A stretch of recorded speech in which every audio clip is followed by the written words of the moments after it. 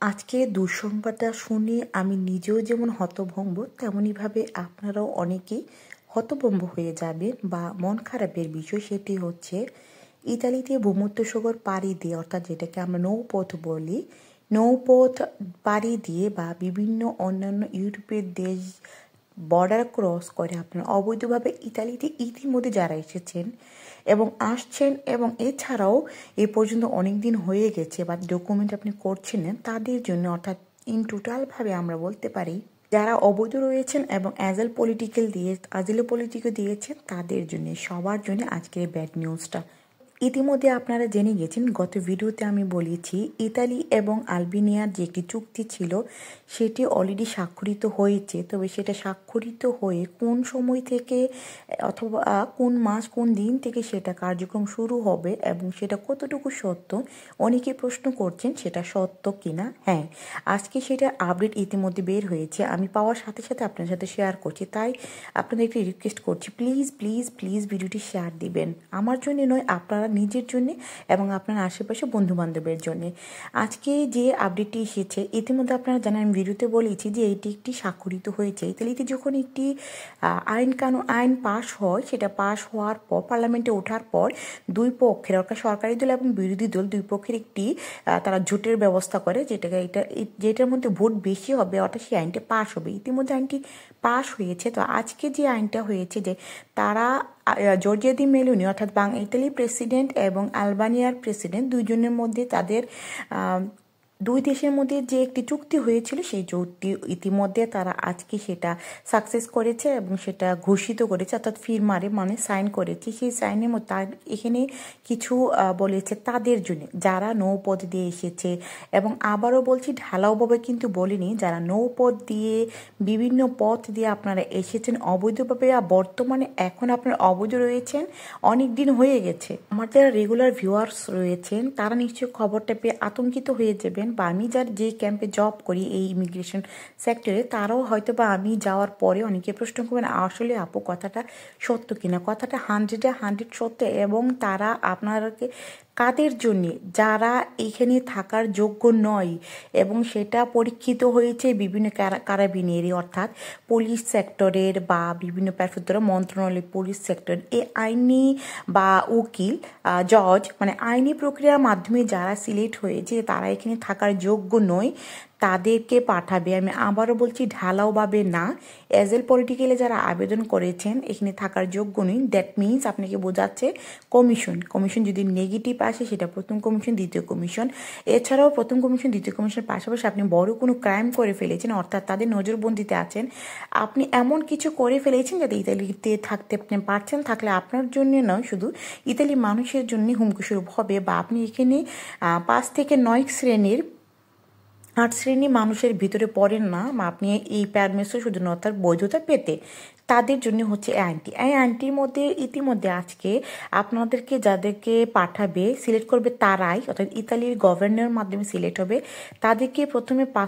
পাঠানোর প্রক্রিয়াটা শুরু হবে 7 নভেম্বর অর্থাৎ 7 নভেম্বর থেকে শুরু হবে এবং সেখানে আপনারা কি কি পাবেন সেই সুযোগ সুবিধা নিয়ে আজকের আলোচনা। তবে আজকে আমি অর্ধেকটা ভিডিওতে বলবো কারণ আজকে যেটা ডিটেলস এসেছে কত লক্ষ টাকা কত বছর সিলেক্ট হয়েছে সেখানে আমি একটু বলবো, বাকিটা কালকে ভিডিওতে বলবো, ডিটেলসটা আমি ভালোভাবে ট্রান্সলেট করে দেন আমি আপনার সাথে শেয়ার করবো। আপাতত যে প্রথম পার্টটা আমি শেয়ার করছি তার মধ্যে আপনারা যেখানে যাবেন আলবেনিয়াতে কিছু সংখ্যক মানুষ যেমন প্রথম ত্রেচেন্ত অর্থাৎ দ্যাট মিনস 300 মানুষ তারা শুরু করবে এবং প্রতি 6 মাস পর পর সেটা চেঞ্জ হবে।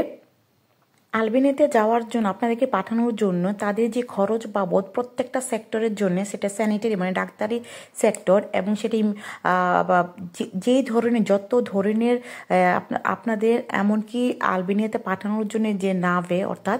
যে জাহাজে বা যেখানে আপনাদের যে যাতায়াতের খরচ A to Z যাতায়াতের খরচ রুম ইন্টারনেটের ব্যবস্থা A to Z সব কিছু তারা একটি কাউন্ট করেছে এবং এই যে এই নিয়মটা কিন্তু 5 বছরে হচ্ছে চিনকে আনি আর্টিকেলও মানে 5 বছরের জন্য এই নিয়মটাতে তারা সাইন করেছে, চুক্তিবদ্ধ হয়েছে দুটি দেশের মধ্যে। তার মধ্যে A to Z এর ইতিমধ্যে তারা একটি বাজেটও ঘোষণা করে দিয়েছে। বাজেটে আমি কালকে বলবো প্রতি 5 বছরের খরচ বাবদ কোন ক্যাটাগরিতে কোন খরচ বাবদ সেটাও কিন্তু তারা বাজেটটা ঘোষিত করে দিয়েছে। এছাড়াও আরেকটি মোস্ট ইম্পর্টেন্টের মধ্যে যেটা আমি সিলেক্ট করেছি বলতে আমি এটাতে বাংলাতে এনেছি যে 28 দিনের মধ্যে আপনাদেরকে আপনার আলবানিয়াতে যাওয়ার পর 28 দিনের মধ্যে আপনাদের কাজগুলো প্রসেসিং করবে। তার মধ্যে 28 দিনের মধ্যে প্রথম 7 দিনের ভিতরে 28 দিনের মধ্যে প্রথম 7 দিনের ভিতরে তারা কমিশনটা দিবে এবং কমিশনের রেজাল্টটা 2 দিনের ভিতরে আপনাদেরকে।